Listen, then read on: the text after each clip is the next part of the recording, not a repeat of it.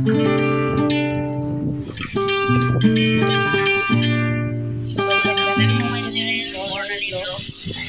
আমার ছেলের বার্থডে, শুভ জন্মদিন। তো আজকে সারাদিন করছি না করছি সবটাই তোমাদের চলো।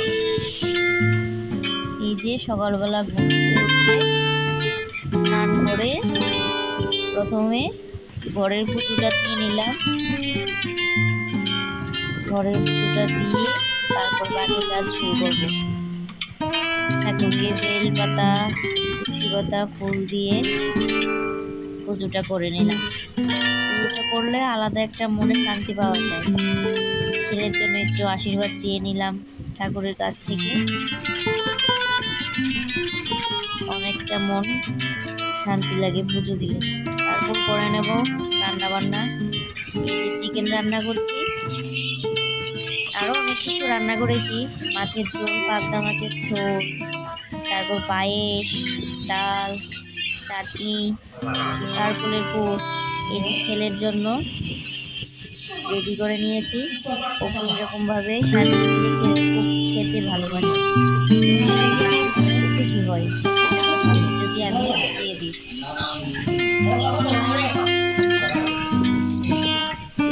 এই যে সে বসে গেছে খাওয়ার জন্য। এখন একটু একটু হাসছে। ও চিকেন খেতে ভালোবাসে, আগে তার জন্য চিকেনটাই নিল। লেগ পিস খেতে খুব ভালোবাসে। তার আস্তে আস্তে ও খেয়ে নিক।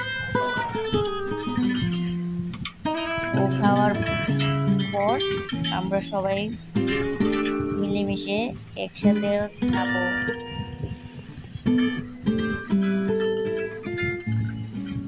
তারপর সন্ধ্যাবেলায় একটু কেক কাটিং করব। তার জন্য ঘরটা একটু সাজিয়েছি বেলুন দিয়ে, অন্য কিছু না। ওর বাবা বেলুন ফুলিয়েছে, ফুলিয়ে ঘরটাকে একটু সাজিয়েছে, সুন্দর করে সাজিয়েছে। ঘরটা গুছিয়ে বেলুন দিয়ে চারিদিকটা সাজিয়েছে, বেশ ভালোই লাগছিল। আমরা তো মধ্যবিত্ত পরিবার, তার জন্য হালকা সিম্পলভাবে একটু সেলিব্রেশন করলাম। তার মাঝখানে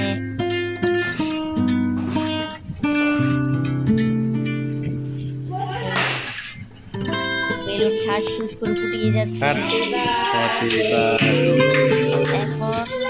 এখন আমার বোন আসছে, বোনের জামাই, তারপর আমার আমার মা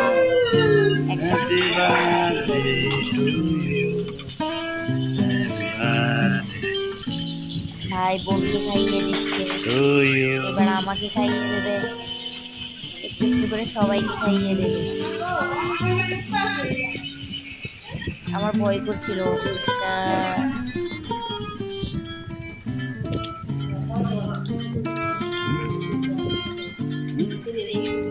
আজকের দিনটা খুব ভালোই কেটেছিল।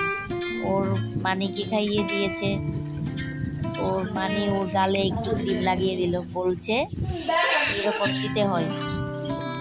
ওর দিদনকে খাইয়ে দিচ্ছে, ওর দিদনও ওর গালে লাগিয়ে দিল।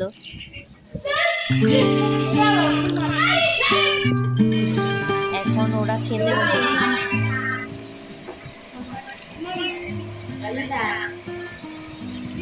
সবাই মিলে খাওয়া দাওয়া করছে, রাতের ডিনার।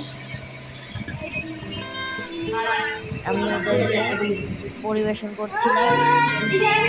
আমার মা কটা বেলুন ফুটেছে, কটা বেলুন ফুটেনি। এখন আমার মা খেতে বসেছে। আমার ছেলে বার্থডে খাইতেছ আর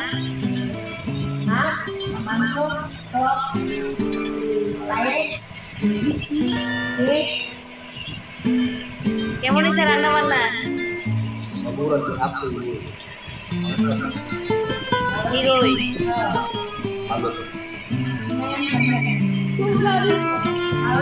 বলে আজকের ভিডিওটা শেষ করলাম।